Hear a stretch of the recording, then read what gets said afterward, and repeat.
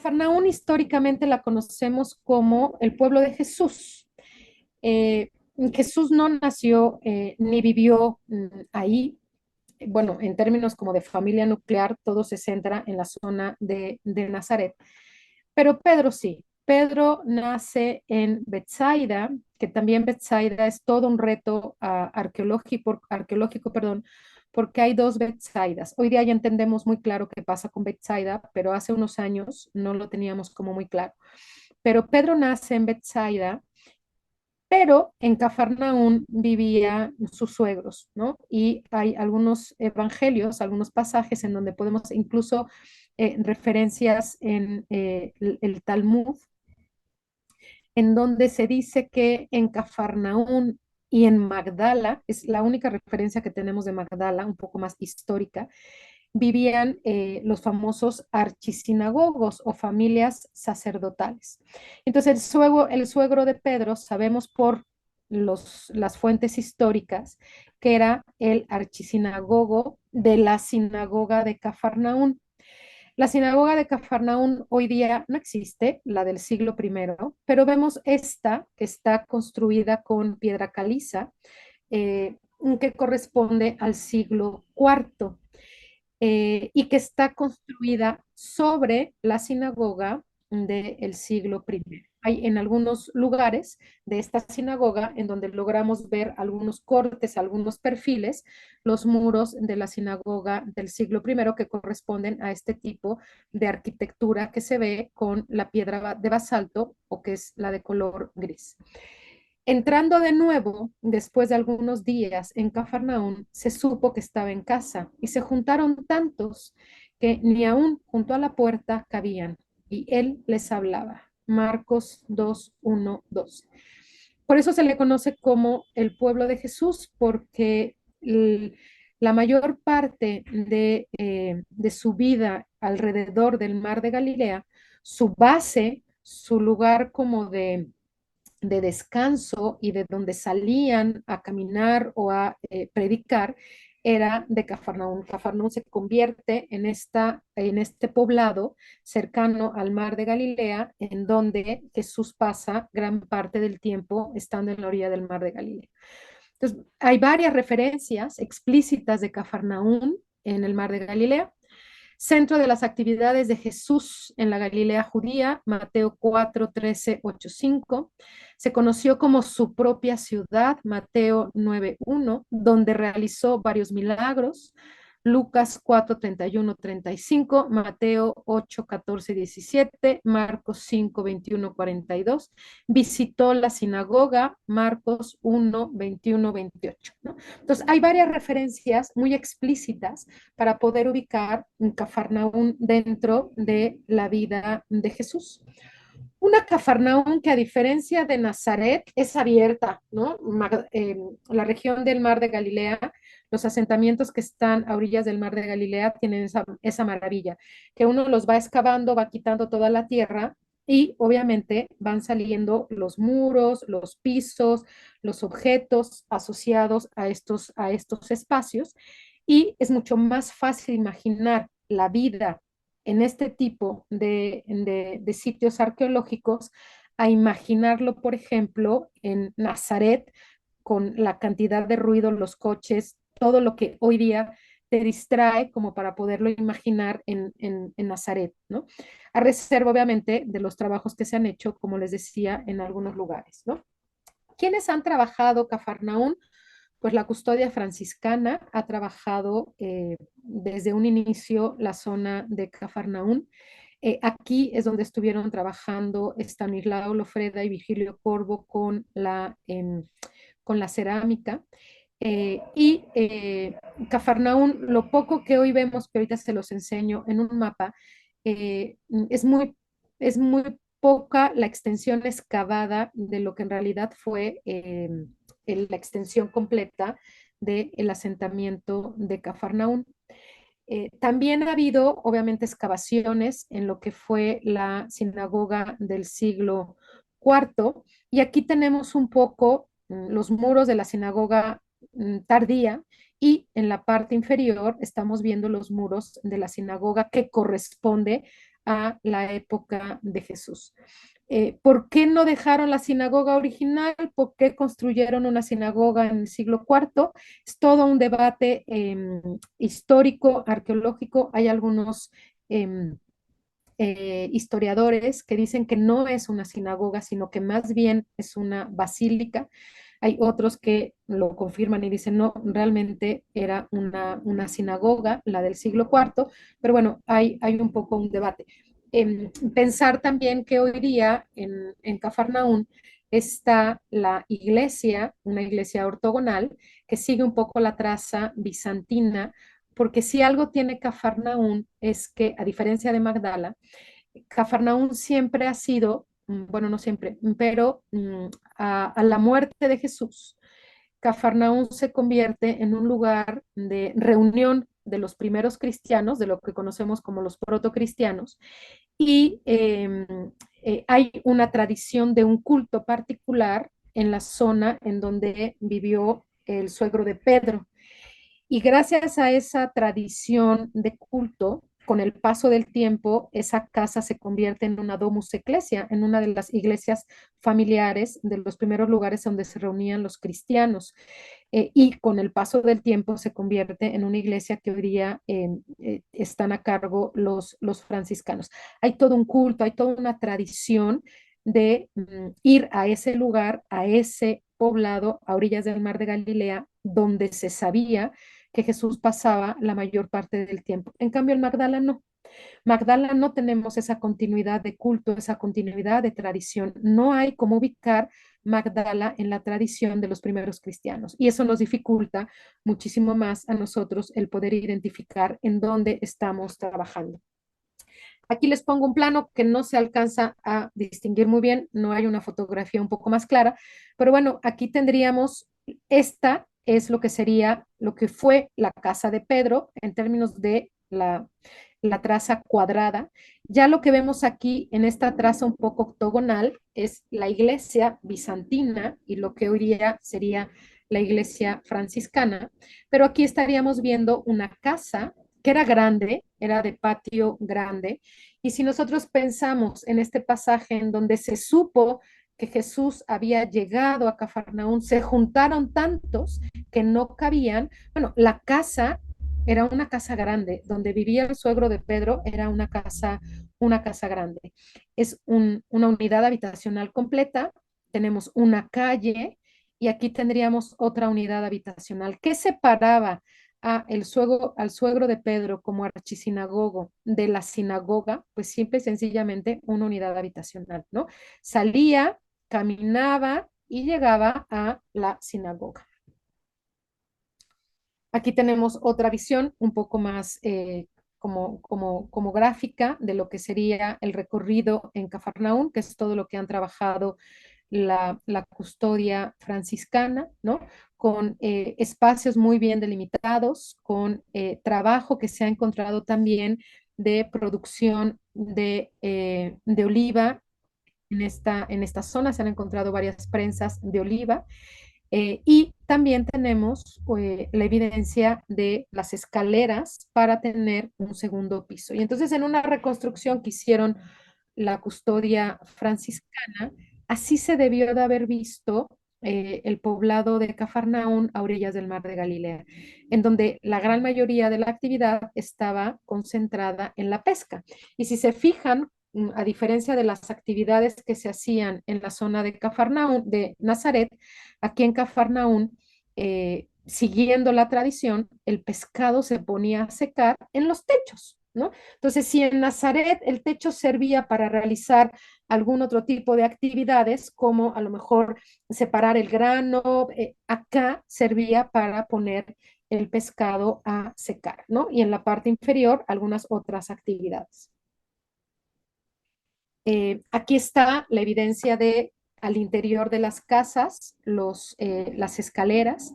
Aquí tenemos otra vez este rodillo que era muy común para el trabajo en aquella época, para alisar los techos y también los pisos.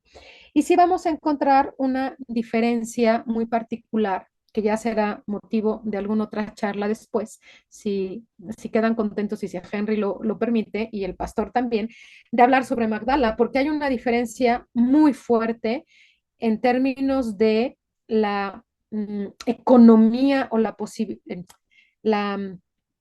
el poder adquisitivo, se me fue la palabra, el poder adquisitivo de los pobladores de Cafarnaún, a diferencia del poder adquisitivo de los pobladores de Magdala.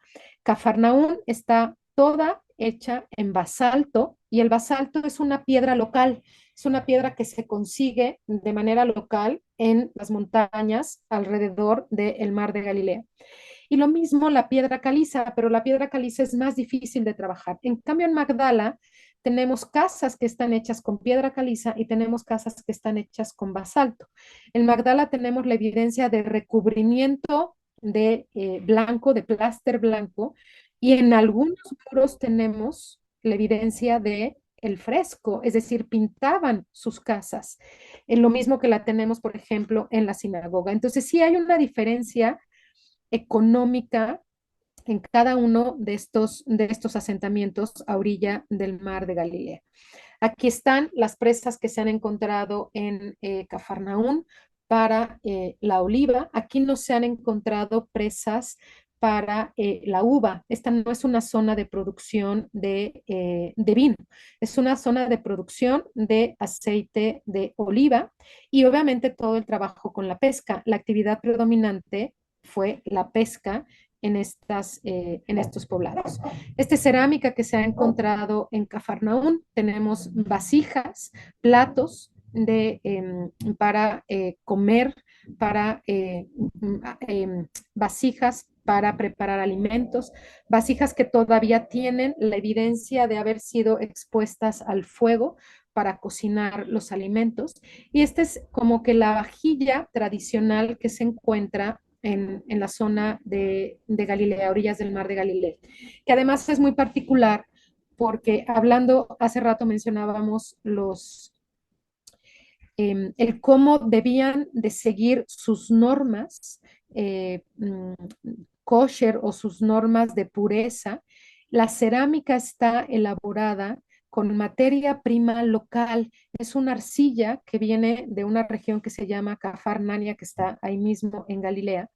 Y toda la cerámica que se ha encontrado en los poblados judíos está elaborada con esta arcilla que es local. Y es muy raro que se encuentre uno en Bethsaida, en Cafarnaún, en Magdala, eh, platos o vajillas que no estén elaboradas con la materia prima que les estaba permitida por ley a la comunidad judía. Entonces, también esto nos da una idea de la religiosidad que se vivía en estos lugares. Así como en la zona de Nazaret tenemos lo cosmopolita de Séforis, en la zona de orilla del mar de Galilea, tenemos comunidades muy observantes de su ley, comunidades que no utilizaban o no elaboraban sus objetos que no fueran con la materia prima que les estaba permitida por ley. Por lo tanto, la vida de Pedro, de los discípulos, era una vida muy marcada a las observancias de la legalidad judía. También tenemos objetos de vidrio que se han encontrado en estos poblados, que tenemos las famosas aceiteras, tenemos algunos cuencos elaborados en vidrio. El trabajo que nosotros hemos hecho en Magdala con los objetos de vidrio ha sido muy particular porque hemos logrado entender que los elaboraban como vidrio soplado. Entonces, en Magdala tenemos un pequeño taller de producción local de objetos de vidrio que le daría la posibilidad a Magdala de ser un asentamiento un poco más rico a diferencia de Cafarnaún. Entonces, en Magdala sabemos que producían los objetos de vidrio que usaban en Cafarnaún. Y entonces tenemos una relación muy interesante entre estos poblados, que incluso aunque en Magdala no tengamos la mención en los evangelios, si Jesús pasó por todas las sinagogas a orillas del mar de Galilea y estuvo en la sinagoga de Cafarnaún, podríamos pensar que también estuvo en la sinagoga de Magdala, aunque yo no les voy a decir que se sentó en una piedra en particular, pero lo podríamos ubicar utilizando todo este tipo de objetos. Aquí tenemos las jarras pequeñas y un poco más grandes en vidrio, tenemos en piedra caliza, tenemos la cerámica y todas son objetos de uso cotidiano de los pobladores que vivían, en este caso en Cafarnaún. Este es material arqueológico que ha salido de Cafarnaún, pero es muy parecido al que tenemos en Magdala. Algo muy particular de Cafarnaún y que lo encontramos en los evangelios, en Mateo 9, en Marcos 2 y en Lucas 5, es que Cafarnaún fue un puesto de recaudación de impuestos o de peaje de la zona de Galilea. Quiere decir que Cafarnaún, por su posición estratégica, déjenme ver, me voy a regresar tantito, espérenme, ahorita vuelvo acá, voy rápido, por si no lo tenemos medio perdido, aquí está. Cafarnaún está ubicado aquí. Cafarnaún tiene una posición geográfica muy particular, que está muy cercano al río Jordán y obviamente también sigue estando del lado de la población judía y no del lado de la población gentil, a diferencia de Bethsaida. Bethsaida la tenemos ubicada aquí. Cafarnaún fue y está marcado en los evangelios y en las fuentes romanas como un lugar de aduana. Quiere decir que el control de la producción o de los objetos que se comerciaban en toda esta región, a orillas del mar de Galilea, pasaban por el control aduanal de Cafarnaún. Y Cafarnaún había un puesto que tampoco debemos de imaginarlo como un puesto, como una casa, sino más bien como un templete donde se colocaba una persona e iba recaudando los impuestos de esta región. Y entonces Cafarnaúm jugó un papel muy importante para, como provincia, en toda la región de Galilea como provincia romana, Cafarnaúm sirvió como un puesto de vigilancia para toda la producción que había. También eso nos puede ayudar a entender el que Jesús estuvo mucho tiempo en Cafarnaún, justo en este lugar en donde había recaudadores de impuestos. Y también podemos ligarlo a algunos pasajes en donde Jesús tiene trato con los famosos recaudadores de impuestos. No tendríamos que ir mucho más lejos. El mismo Cafarnaún fue considerado por los romanos como un puesto aduanal, un lugar para controlar todos los excedentes, para controlar el intercambio, la producción y sobre todo controlar las divisas. Y efectivamente en la zona de Cafarnaún, ahorita llegó ahí, se han encontrado estos objetos que sirven para pesar los productos y para saber qué es lo que se estaba vendiendo, cuánto pesaba y demás, ¿no? Entonces se han encontrado estos plomos que eran utilizados en este puesto aduanal. Entonces es muy interesante el trabajo que hicieron los franciscanos, el cómo trabajaron toda esta zona y obviamente toda la evidencia arqueológica que nos ayuda a entender también el mismo poblado de Cafarnaúm. ¿Cómo imaginar la vida de Jesús en los asentamientos a orillas del mar de Galilea? Pues obviamente en las barcas hay una referencia para Magdala, de acuerdo a Flavio Josefo. Flavio Josefo dice que en Magdala había un taller o personas especializadas en la construcción y elaboración de barcos. Bueno, una cosa es lo que dice Flavio Josefo y otra cosa es la evidencia arqueológica que nosotros tenemos. Hasta ahora nosotros no hemos encontrado ninguna zona en donde pudiéramos decir que se trabajaba la madera como para elaboración de los barcos. De hecho, si nosotros somos como muy estrictos, solamente se ha descubierto un barco a orillas del mar de Galilea, que es el famoso barco o el bote de Jesús, que está en el Kibbutz Ginosar, que está justo entre Magdala y Cafarnaún, y corresponde a esta época y los materiales arqueológicos que encontraron al interior del bote son siglo primero y por eso se le llama el bote de Jesús, por la actividad de Jesús o Jesús asociado siempre con la pesca, ¿no? Estos momentos en los que Jesús pasaba en el barco con sus discípulos a orillas del mar de Galilea, enseñándoles cómo pescar, si tiran para este lado la red, si lo tiran para este otro, ¿no? La famosa tempestad que yo les platicaba hace rato, ¿no? Y así debió de ser un poco esta vida de pesqueros a orillas del mar de Galilea. En Magdala tenemos un mercado, en un Cafarnaún no, y entonces seguramente la población de Cafarnaún iba a Magdala a comprar distintos productos, objetos de vidrio, cerámica, cestería, ¿no?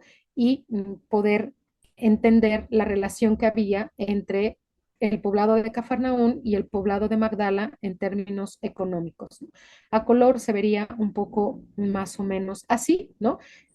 Son unas ilustraciones que ha hecho una voluntaria que trabajó con nosotros en Magdala, pero que nos ayuda a entender cómo poder, cómo darle color a estos sitios en donde podemos entender un poco más a la persona de Jesús, ¿no? Entonces aquí lo tendríamos en la sinagoga, aquí lo tendríamos en el mercado y aquí lo tendríamos en la zona del puerto. Todas estas actividades, estos espacios en términos arquitectónicos se han podido comprobar arqueológicamente. Lo único que nos faltaría entender un poco más es la elaboración de los barcos, ¿no? Porque efectivamente es una zona de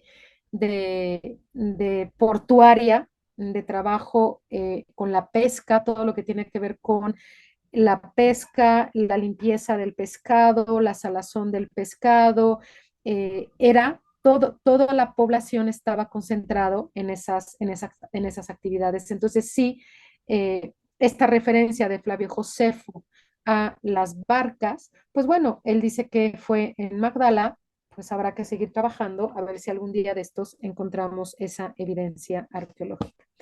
Algo de bibliografía y yo con esto termino